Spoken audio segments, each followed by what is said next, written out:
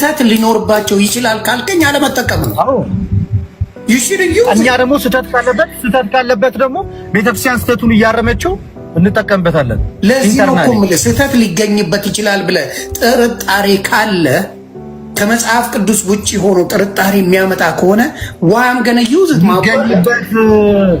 ሊገኝበት ይችላልና ሙሉ ለሙሉ ስህተት ነው ማለት ስህተት ሊገኝበት ይችላል። እንዴት how can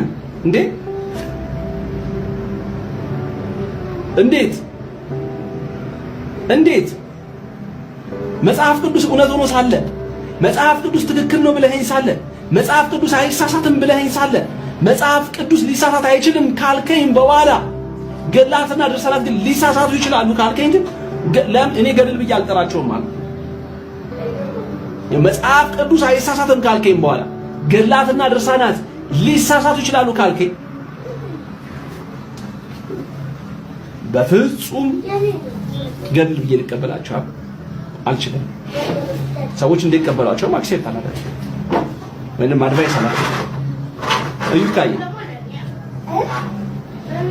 ስለዚህ ከማን ጋር ትጀምራ ወይ የፕሮቴስታንቶች ጥያቄ ትክክል ነው ወደሚል ሐሳብ ትመጣለህ ማለት ነው።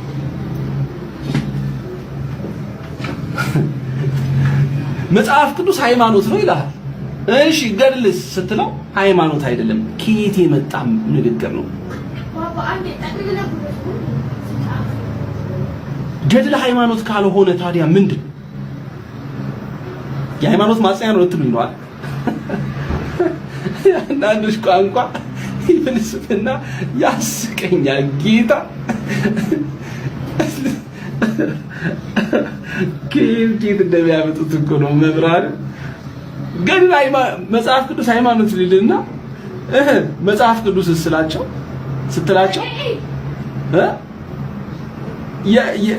ገድል ስትላቸው ገድል የሃይማኖት ማጽኛ ያለ አማርኛ ነው። ተው ሃይማኖታችን ነው ገድል ሃይማኖታችን ጻድቁ አባታችን አቡነ ተክለ ሃይማኖትን ገድል የመሰ ሃይማኖታችን ስለሆነ የእሳቸው ገድል ሊለወጥ አይችልም፣ ሊቀነስ አይችልም፣ ሊጨመርበት አይችልም።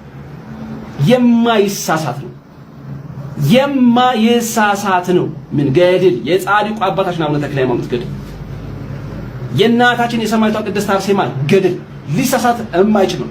ሊሳሳት የሚችል ነው ካላችሁኝ ግን ያን ገድል አልቀበልም። خلاص ሊሳሳት የሚችል ነው ካልከኝ አልቀበለውም። ገድልም ብዬ አልቀበለውም።